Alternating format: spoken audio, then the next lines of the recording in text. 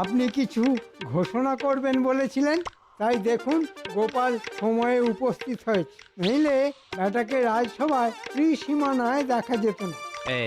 এই শুরু হলো মন্ত্রীর শয়তান। ভুল করছো মন্ত্রী। আমি বেশ কিছুদিন আগেই বলেছিলাম সভার সভাসদরা কে কিরকম কাজ করছে সে ব্যাপারে জিজ্ঞাসা করব, আর তার মধ্যে তুমিও পড়ো। আমি?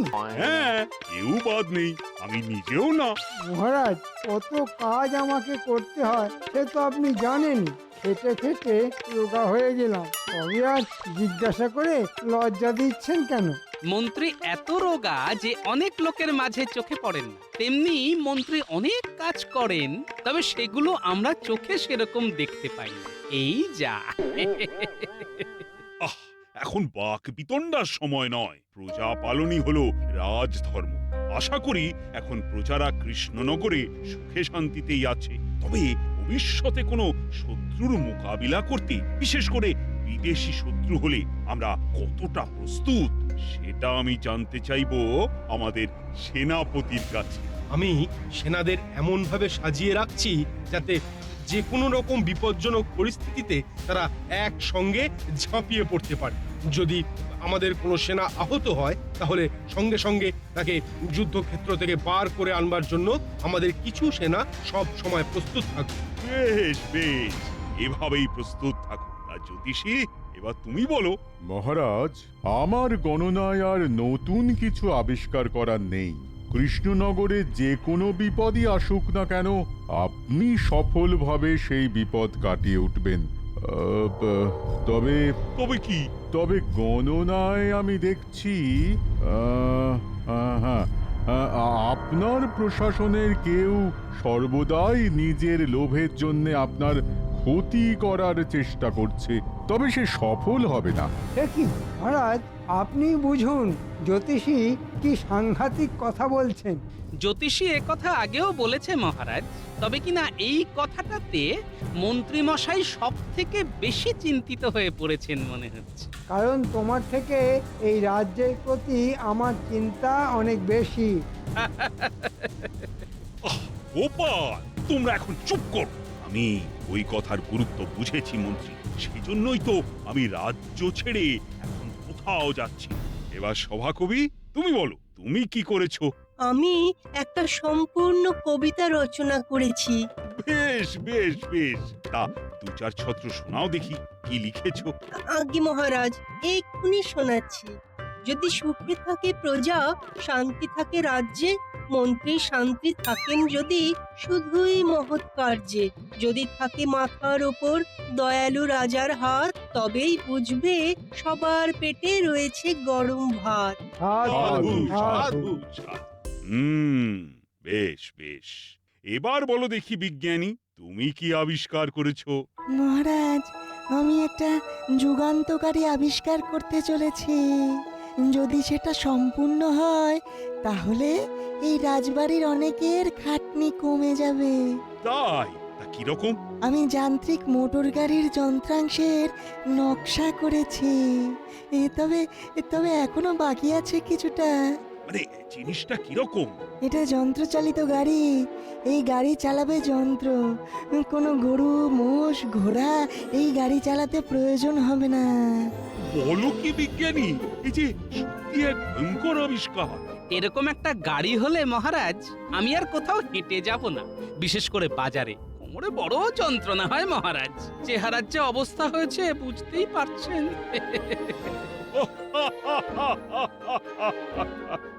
বেশ বেশ, আচ্ছা বিজ্ঞানী, তুমি যত শিগগিরই পারো এরকম একটা গাড়ি বানিয়ে ফেলো দেখি। নিশ্চয়ই মহারাজ। ঢং দেখে আর বাঁচি না, তবে একটা জব্বর পরিকল্পনা মাথায় এসেছে। আহ আহ আহ আহ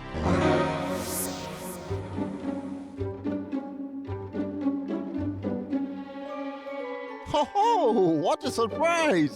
আজকে কৃষ্ণনগরের মন্ত্রী আমাদের ডেরায়। একটা দারুণ খবর আছে, যেটা শুনলে আপনারা চমকে চমচম হয়ে যাবেন। দেখলে রসগোল্লা, আর পেলে তো মিষ্টি দই। দেখো, এইসব খেতে আমরা বড্ড ভালোবাসি। তুমি কি নিয়ে এসেছো? না এসব তো আপনারা আমাকে খাওয়াবেন যদি আমি একটা জিনিস এনে আপনাকে দিই। কি জিনিস কি জিনিস?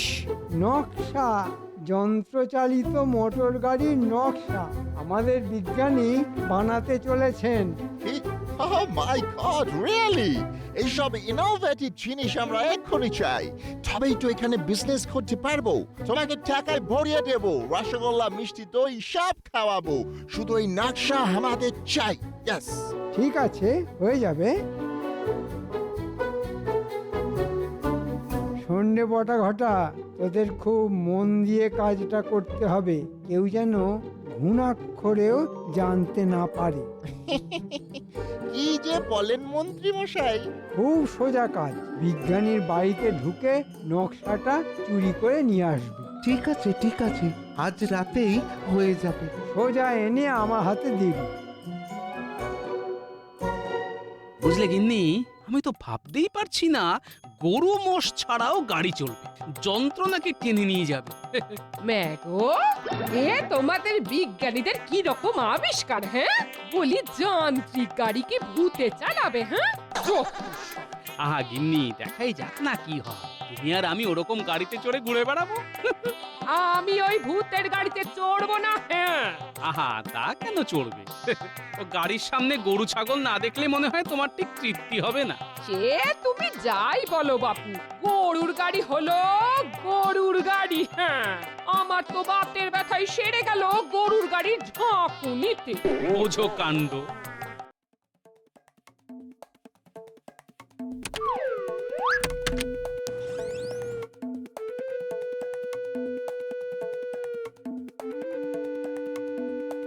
কোথায় নকশা দেখতে পাচ্ছিস? আমি তো কিছুই দেখতে পাচ্ছি না। এই বাপরে, কত যন্ত্র! এই লোকটা পুরো পাগল দেখছি। উনি না হাস্ত পাগল। হ্যাঁ, এখন মনে হচ্ছে ওই মন্ত্রী মশাইও পাগল হয়ে যাবে। এই তো নকশা, বাহ, পেয়ে গেছি। এ তো কিছুই বুঝতে পারছি না। তোর তো বোঝার দরকার কি রে? হ্যাঁ, এই পাগল বিজ্ঞানী বুঝেছে আর ওই মন্ত্রী মশাই বুঝবে। চ চ চ চ চ। এই যে পুরো নকশা আমার হাতে, এখন আমি দৌড়ে পালাবো। কে কে কে কে কে কে সাবাস, দারুণ কাজ করেছিস তোরা। তবে বিজ্ঞানী জেগে গিয়েছিল। তাহলে বুঝেছে যে এটা চুরি হয়েছে। তাতে কিছু যদিও হয়নি, আমার যা কাজ তার মধ্যেই হয়ে যাবে। আমাদের ওই বাকি টাকাটা? দেখলি তো কত সহজ কাজ, তোরা খালি টাকা চাইছিস। হুজুর, আপনি তো আমাদের ভরসা। সবুর কর, ঠিক টাকা পেয়ে যাবি। দারুণ মন্ত্রী, দারুণ! তুমি খুব ভালো কাজ করিয়াছো। ইয়েস। মাই গড, আমার কাছেও এরকম কোনো যন্ত্র নেই যা তোমার এই বিজ্ঞানীর আবিষ্কার। মন্ত্রী, তুমি দাঁড়িয়ে থাকো, তোমার কাজের পুরস্কার তুমি পাবে। আমরা ব্রিটিশরা কথা দিলে কথা রাখে, তোমাদের মতো নয়। এক ঘোড়া মোহর তুমি আজ পাচ্ছ মন্ত্রী। আপনাদের অশেষ কৃপা। তোমাকেও ধন্যবাদ।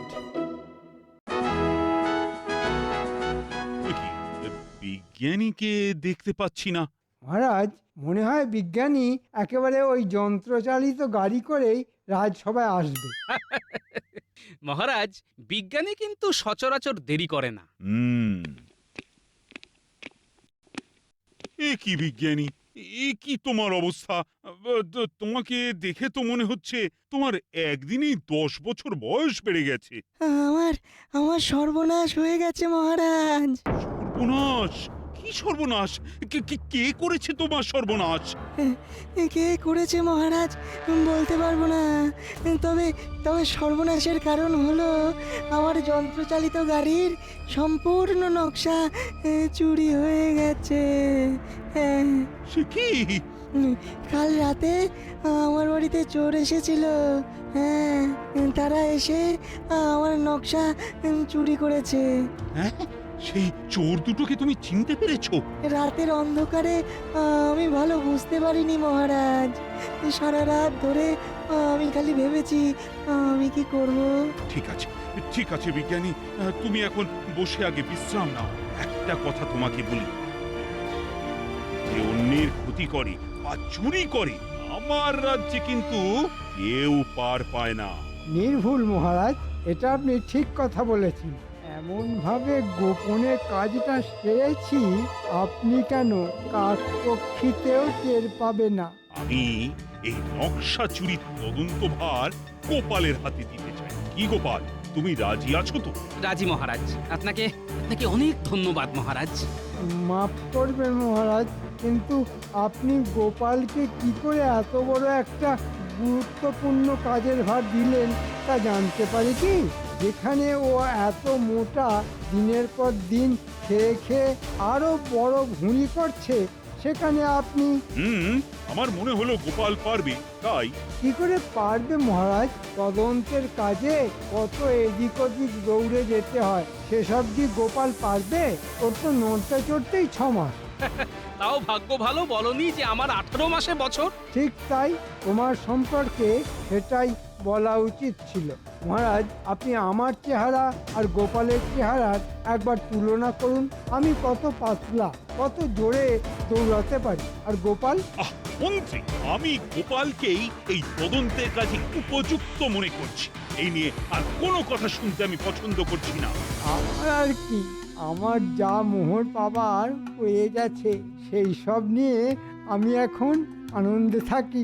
মন্ত্রীর নিশ্চয়ই কিছু বাজে মতলব আছে, ওকে একটু চোখে চোখে রাখতে হবে। কে হতে পারে নকশা চোর? চোর সব ছেড়ে বিজ্ঞানীর নকশা চুরি করলো কেন? না, এখানে চোরদের ওপরেও বড় কোনো মাথা কাজ করছে বলে মনে হচ্ছে। নাতি নাতনিদেরও একটু বলে রাখা দরকার, সবাইকে সতর্ক করতে।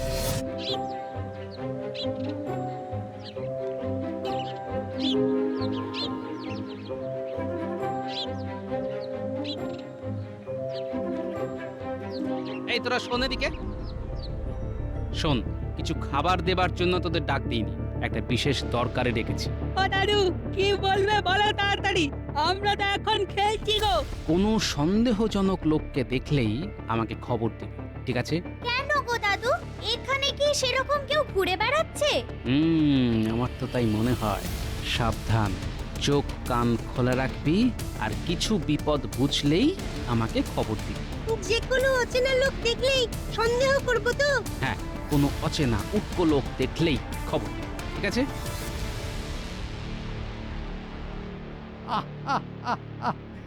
ভাবা যাচ্ছে না যে গোপাল এসেছে আমার বাড়িতে তদন্তের কাজে।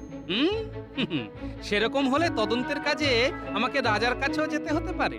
ভালোই আছো গোপাল, হ্যাঁ?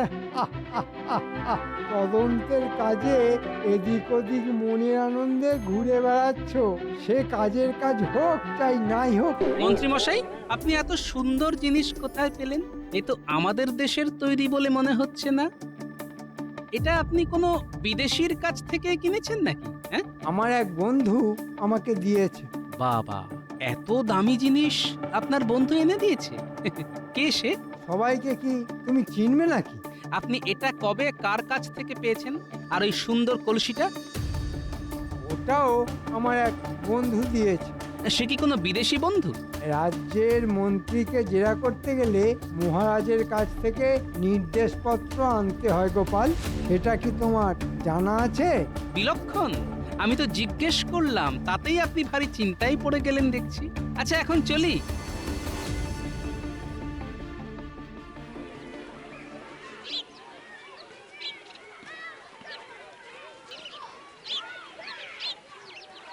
আসুন আসুন আসুন, এই ঘোড়ার গাড়িতে তাড়াতাড়ি পৌঁছে দেবো। আসুন আসুন। এদিকে আসুন, এদিকে আসুন। কোথায় যাবেন? এই গাড়িতে আসুন, এই গাড়িতে। হ্যাঁ হ্যাঁ হ্যাঁ, আসতে যাবে, তবে ভাড়াও খুব কম। এখানে আসুন, এখানে আসুন, কোনো ঘোড়া গরু লাগে না। কোথায় যাবেন? অনেক তাড়াতাড়ি যাবে আমার এই মোটর গাড়ি, চড়ে দেখুন। আমি যাব গঙ্গারামপুর। মাত্র 6 আনা, উঠে পড়ুন, 2 ঘন্টা লাগবে। মাত্র 4 আনা, উঠে পড়ুন, উঠে পড়ুন। আরে উঠে পড়ুন, যেতে যেতে বেলা হয়ে যাবে তো। আপনি এদিকে আসুন, 1 আনা দেবেন। আধ ঘন্টা লাগবে, পৌঁছে দিচ্ছে। হ্যাঁ, মাত্র আধ ঘন্টা আর এত সস্তা? চলো চলো, আমরা সবাই মোটর গাড়িতেই যাব।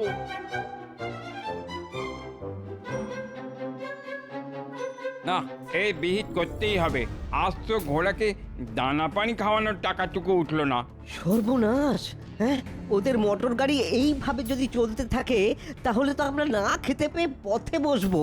চলো চলো, হ্যাঁ চল, গোপালের কাছে চলো। এই গোপালের কাছে এই চল। একটা সমাধান করতেই হবে। চল চল চল। চলো চলো।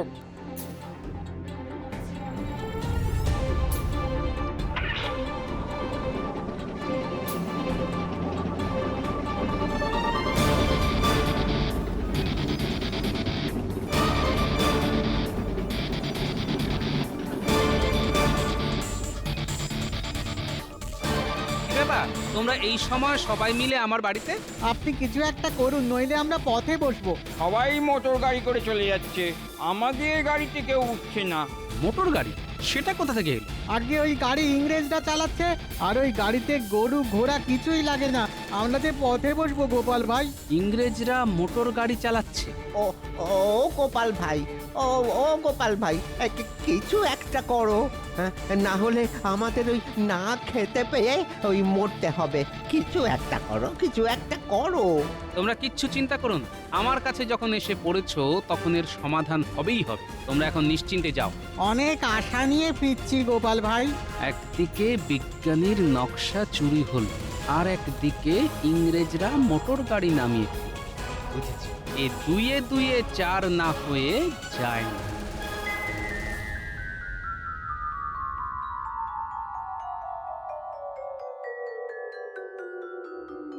কি বুঝছো বিজ্ঞানী? এ আমার নকশার সাথে হুবহু মিলে যাচ্ছে। এই গাড়ি সেই গাড়ি। হ্যাঁ। আচ্ছা বিজ্ঞানী, তুমি বলেছিলে গাড়ির নকশার এখনো কিছু বাকি আছে?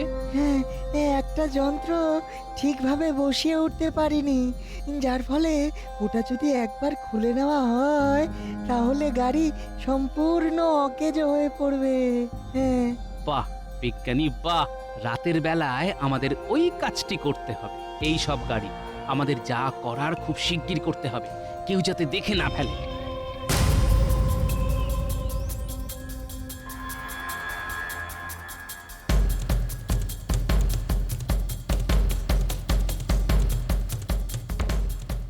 আমাদের কি করতে হবে? বুঝেছি।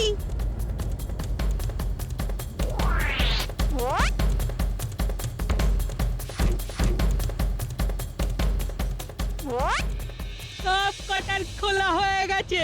ব্যাস, কাজ শেষ। আর ওরা ওই গাড়ি সারাতে পারবে না। হ্যাঁ। খুব ভালো, চলো এখন এখান থেকে চলে যাওয়া যাক।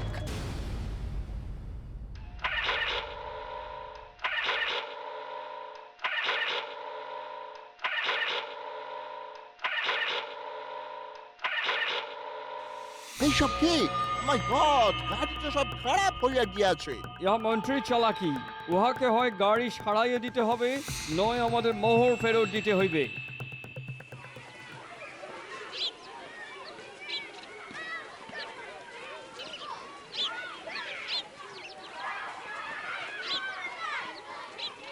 যাব বাবা, আজকে মোটর গাড়ি কোথায় গেল?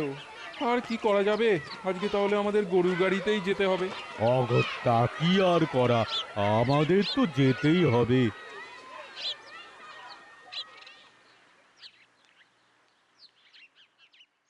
এখানে দাঁড়িয়ে কিছু হইবে না, চলুন চলুন সবার মন্ত্রীর বাড়িতে। আমাদের টাকা না দিলে আমরা শুট করব। ইয়েস, ও আমাদের চিট করিয়াছে, আমরা উহাকে দেখিয়া লইব।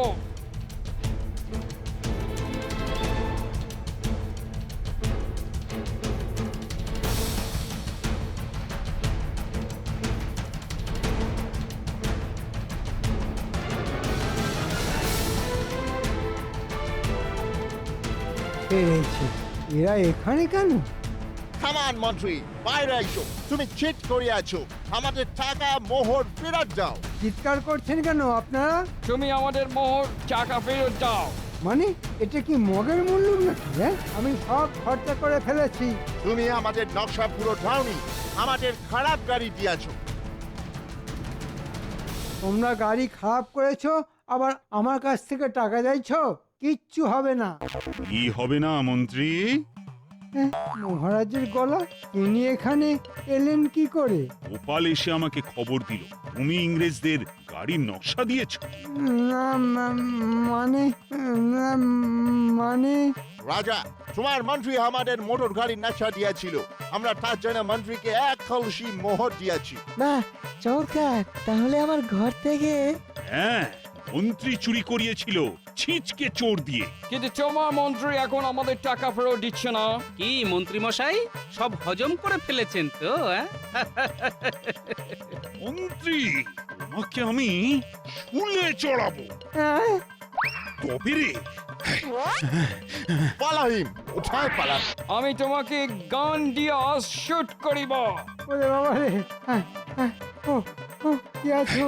কি আছো? বাঁচাও, দাঁড়াও মন্ত্রী, বাঁচাও, কি আছো? বাঁচাও। আরে দাঁড়াও, কি হলো? আয় পালাবে, দাঁড়াও, দাঁড়াও। বিজ্ঞানী, এই যে তোমার নকশা, কিন্তু ওই গাড়িগুলোর কি হবে সেটাই ভাবছি। পড়ে থাক। আমি যেদিন সম্পূর্ণ বানিয়ে উঠতে পারবো সেদিনই সার্থকতা পাবে মোটর গাড়ি। তবে এই গাড়ি বাণিজ্যের জন্য হবে না। ঠিক, তাহলে অত গরু আর ঘোড়ার আর তাদের মালিকদের কি হবে? ওদেরও তো বাঁচাতে হবে, তাই না? ঠিক বলেছ গোপাল, চলো সবাই রাজসভার দিকে যাই। মহারাজ মন্ত্রীকে বেঁধে নিয়ে এলো বলে।